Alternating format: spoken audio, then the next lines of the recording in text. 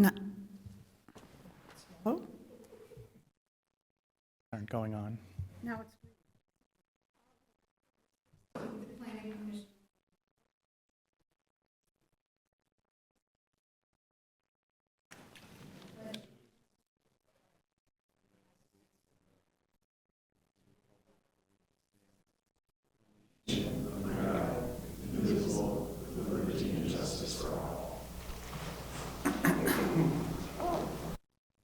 Thank you so much. Is everyone's microphone working? Ms. Erickson, will you take the roll, please? Hensley? Here. Duckworth? Here. Palooza? Here. Zimmer? Here. Eink? Here. Swaney? Here. Here. Thank you. Next on the agenda is the approval of the minutes. Changes to the minutes. And if there are no changes to the October 2nd Planning Commission meeting minutes, we'll let them stand. Announcements. Director Goodrow, do we have any announcements? No. Much. We have 2 public hearings next on the agenda. The first public, if you would like to speak at either of these, please put your name at on the list at the back. And first up, James Cecil, a consideration of application for James Cecil for a conditional use permit to allow a detached accessory building with a gross accessory building area exceeding 1,500 square feet on a single-family lot in the RS2 Single Family Residential District located at 18275 Avenue. First, we'll have Mr. Cecil up, and then we'll have staff. Thank you so much. Yeah, I'm here to ask for a CUP to have an addition added to my existing garage. This is purely for my own use. It's not, there's been no business use or anything like that. I'm a hobbyist who likes to work on old cars and things like that. And I have a few projects around my property, and I think that the addition will do 2 things for me. It will allow me to get some of these extra projects that are out in the public view back inside. And I'm at a stage in my life where I have to consider using a hoist, and my current situation doesn't allow a hoist. So this addition would allow me to put a hoist in there so I can continue to work on this stuff in my old age. Okay, thank you so much. We'll take a word from staff, and then we'll have you come back up for questions. All right, thanks. Good evening, Chair and Commission members. This request is for property located on the west side of Ixonia Avenue. The property is zoned RS2, which is one of our single-family residential districts. The property is 1.75 acres in size, and it's wooded with a pond kind of in that southeast corner of the lot. Here, the aerial here on the left is zoomed in a little bit more so you can see the ponding on the property. So the conditional use permit in front of you tonight is to allow the gross square footage to be greater than 1,500 square feet. So up to the RS2 district allows accessory buildings up to 1,500 square feet combined by right. So anything over that, the property owner could ask for a conditional use permit. So as the property owner mentioned, he is wanting to add a 28 by 20 foot addition on the northeast side of the building, the existing detached accessory building, circled in red over here. The addition with the existing square footage of the building, plus there's a small shed on the property. With all those combined, it would be about 2,126 gross square feet on the property. There's not an attached garage on the site. So the minimum setback requirements are 10 feet from the side property lines. The applicant has staked the property, and it stated that it's about 12 feet from that north property line. So it is complying with setback requirements. The addition would have similar materials and be a similar height as the existing structure that it will be added onto. And as he mentioned, it is used for his own personal use, not for a home occupation. And the existing bituminous driveway would provide access to that addition. Oops. So staff is recommending approval of the conditional use permit with the 6 stipulations that are listed in your staff report, along with the findings of fact that were included with the packet. Thank you. Excellent, thank you so much. And this is a public hearing, so do we have anybody that would like to speak on this? None, looks like we're ready for a motion. Motion to close the public hearing. Second. We have a motion and a second. All those in favor of closing the public hearing, please say aye. Aye. Aye. Opposed? The public hearing is now closed. Members of the commission, do you have questions for Mr. Cecil or for staff?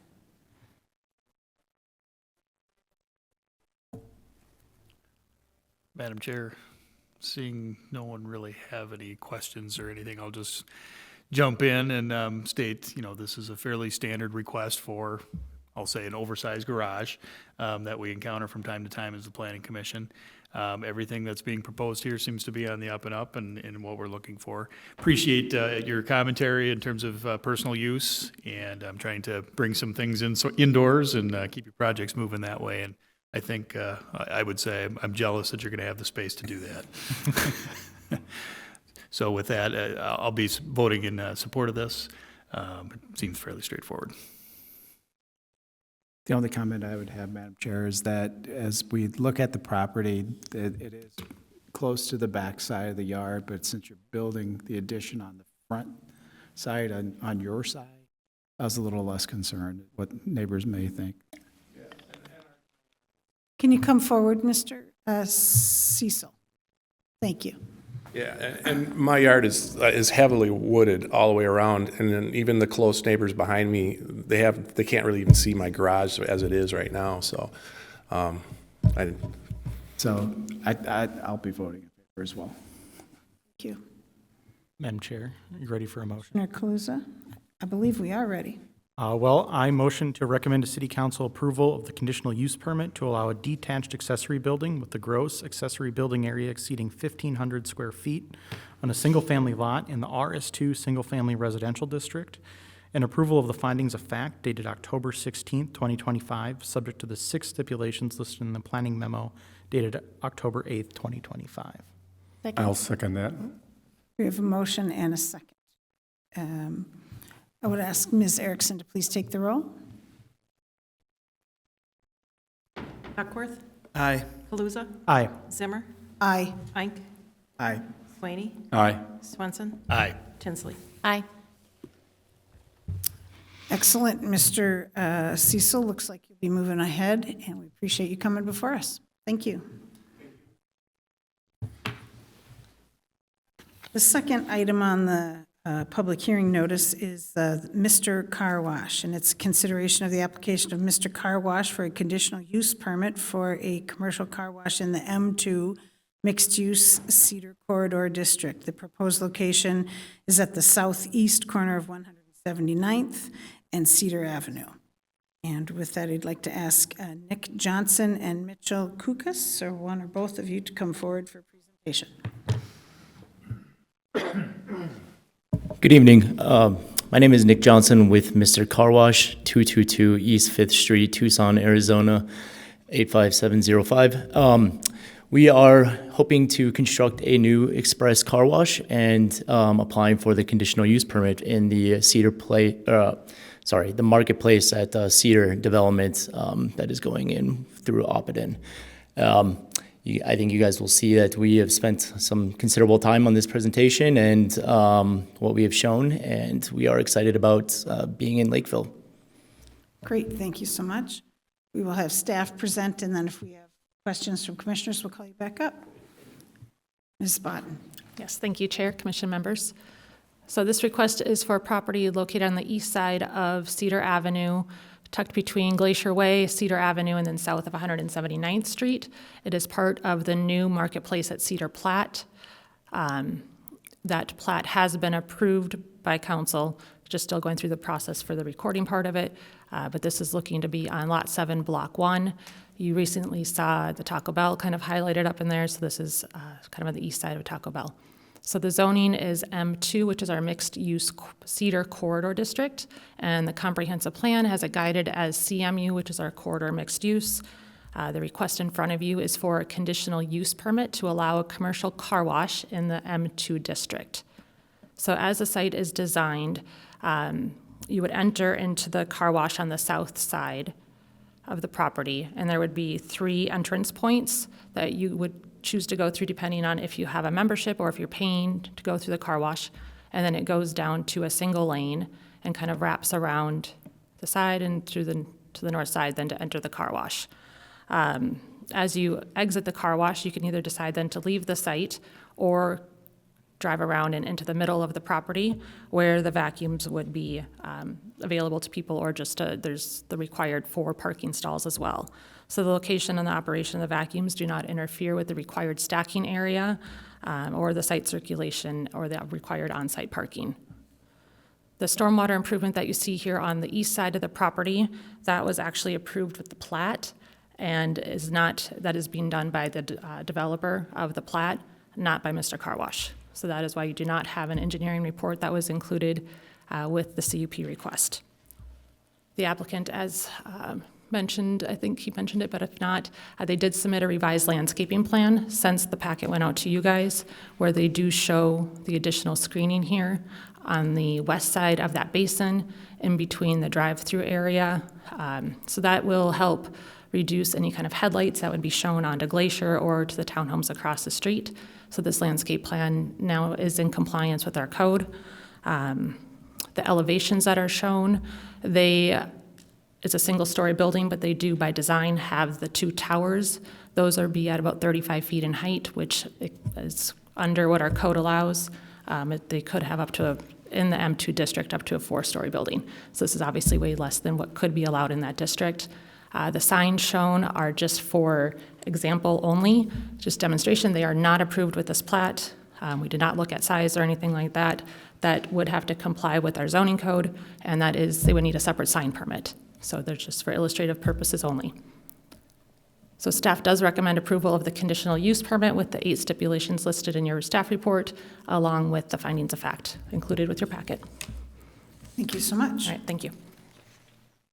This is a public hearing. If there's anyone that wants to speak on this issue with Mr. Car Wash, please let us know. Madam Chair, Commissioner Kaluza. seeing no one come forward, I move to close the public hearing. Second. We have a motion and a second. All those in favor of closing the public hearing, please say aye. Aye. Opposed? The public hearing is now closed. Commissioners, do you have questions for either Mr. Johnson, Mr. Gukas, or staff? My one question is about stacking and how we have stacking for fast food and convenience stuff. Is it the same type of purpose so that it doesn't go out into the main road? And can you just walk us through that? How much space is there? Yep, so same type of purpose, but different requirements. I can't go back to the PowerPoint, but so there's 6 stacking spaces that are required for the car wash. With the 3 kind of entrance stalls plus the stacking to get to the car wash, they do exceed that, but that would be kind of the same purpose where we're not wanting people to dump out or be on the streets kind of waiting to pull in. So they do have plenty of space along that south property line, as you can see, so they would be way exceeding that amount. Excellent. Mm-hmm. That was my only question. All right, thank you. Any other questions? Commissioner Swenson? So for the applicant, one question it's in my mind is how many employees would you typically have working on this site, and where are they parking on the site? Thank you, Mr. Johnson. Great question. We typically have between 3 and 4 employees at any given time, and that's why we do provide those. We have those 4 employee spaces in the vacuum stall area. Thank you. Yep.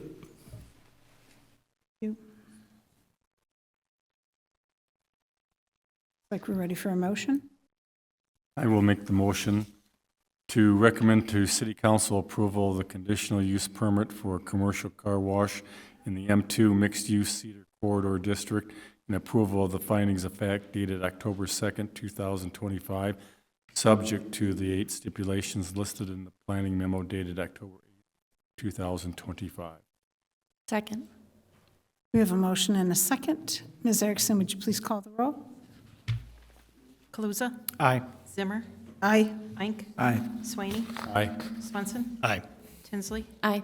Duckworth. Aye. Thank you so much, Mr. Johnson and Mr. Kukas, for being here. We look forward to Mr. Car Wash. But these items will come before City Council, what date? November. November 3rd. Okay. Thank you so much. The next item on the agenda is a presentation by staff on the Southwest Area AUAR by Artemis Development Company. And take it away, Director Goodrow. Thank you, Chair, members of the commission. This is an informational item for the Planning Commission this evening. Artemis Land Holdings received approval of a comprehensive plan amendment and rezoning at the September 2nd City Council meeting. The proposer, Artemis Land Holdings, has begun the Alternative Urban Area-Wide Review Process, or AUAR, and the preparation of the scoping document. The AUAR will encompass the area outlined in black on your screen, in total about a little over 390 acres. An AUAR process has 3 steps, starting with the scoping document, then the draft AUAR, and then the final AUAR. The scoping document simply describes the issues that will be studied within the AUAR and the potential data sources that will be used in the analysis. As required in the AUAR, we have to study the underlying land use, which is scenario 1, and then under that scenario, using the underlying land use today in our 2040 comprehensive plan, those land uses and those associated densities to come up with a potential minimum and maximum number of units and or square footage for commercial. So again, an AUAR is intended to study scenarios.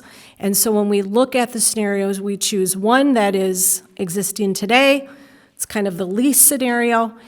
And then in this case, scenario 2 with an A and B version are kind of the most intense development. Doesn't mean it's going to flesh out exactly this way. The AUAR is a planning and study document. Again, this is the second step in a very long step of development of this property, and it studies the environmental impact. And so we have to study those different scenarios. So scenario 2 should look very familiar to you in terms of the general layout for the land uses, because it matches the comprehensive plan amendment that was approved on September 2nd, with an exception that in scenario 2, A is identifying all of it as residential, whereas scenario 2 identifies 29 acres for potential school. And so that is the UCA property and its shift to property to the south potentially. And that's what this box represents in the figure. And so then in scenario 2, it also has comparable land uses and densities that flesh out as the total describes potential number of units. Again, doesn't mean it's going to flush out this way. The land has been studied from a concept plan, and I've got that here. This is what the council approved for the land use. And so this is what scenario 2 is studying, with the exception of 2B to include a school scenario. And so that is important to understand. This does not require a public hearing. This is simply to be informational for the commission. We are just looking for acknowledgement of the 2 scenarios and that we're in the right direction. The scoping document has been prepared based on this information, and it has been published or will be published with the UQB starting on the 21st to kick off the 30-day comment period. And so there will be a link on the city's website. If you want to review the full scoping document, you can. Again, the scoping document, to anybody in the public, it's going to look a little light, because that is the whole point of the scoping document, is to identify what is going to be studied in the full AUAR. And that process will start after the City Council approves the scoping document and orders the AUAR. So that, in a nutshell, is what we're here for tonight. All I'm looking for is concurrence, that we are acknowledging the scenarios in the right pattern based on the land use that was approved. And I would stand for any questions. There are folks from Artemis Lands Holdings here tonight if you have specific questions of the developer, but I stand for any questions you might have. Commissioner Kaluza. I don't have a question. I just think this all looks great, and I just really want to thank the city staff for kind of going above and beyond for, being transparent, showing this. This isn't normally something that would come before the Planning Commission, but I think it's great that the city is, really wants to kind of show everyone the work that we're working on and make sure the public's aware. So thank you very much for that. Thank you. Just one quick question on, I think it's the alternative scenario two. Are we looking at one section for the school or both sections for the school? Or they swap? It's a little unclear, to be honest. Right now, the UCA school was originally approved in this location, and the CUP is expired. And so what we understand is that this property is being marketed. And so if the school were to continue in this area, it would exist within their remaining property within this fashion. And so our understanding is it would be pretty much within this box. So roughly 29 acres. So it's important to study the two scenarios because a school is going to have different traffic volume. That's really the gist of why we wanted these two scenarios to call that out, because it's important for the traffic analysis.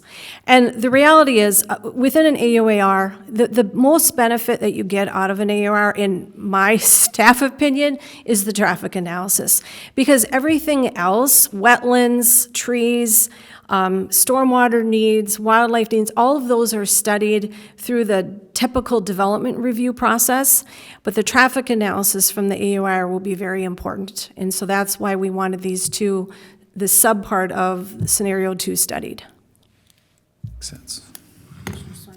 So a follow-on to that, you mentioned the school site that had a CUP that's now expired. Can you refresh the Planning Commission's memory as to what that's zoned currently? It's currently zoned medium-density residential. And so if that property, again, it's this northern piece that's outside of the AUAR, it's already currently in the MUSA. It was rezoned from commercial to medium-density residential to support the school. They are marketing it. They are wanting it to revert back to commercial, but we have said that we need to do that based on a proposed use. Thank you. So that has not been applied for, that rezoning action. All right. Commissioner Kaluza? Just one more question. Can you maybe walk us through the timeline on kind of what are the next steps for this project for the AUAR? And I know we kind of went over that when we brought up the rezoning, but just refresh our memory on what the timeline is. Certainly. So again, the AUAR process is the 3 steps. So this is the scoping AAW. I believe the date for the 30-day comment will expire on November 20th. So we have it scheduled for the first meeting in December for the council to review the scoping AAW and then to formally order the AUAR. The AUAR then will be prepared. It's probably being prepared as we speak. The background information, getting the traffic analysis studied and so forth. Once that is done, it also then has a very thorough review by city staff. We also use a consultant planning group, WSB, assists us in the review, particularly of the traffic analysis, to help us in that review. Comments from the public, comments from staff, and our consultants are sent to the applicant. That's probably a couple-month process to get that draft, get revisions done. Then it's out for its 30-day review. We get all of those comments. Those have to be analyzed and then responded to.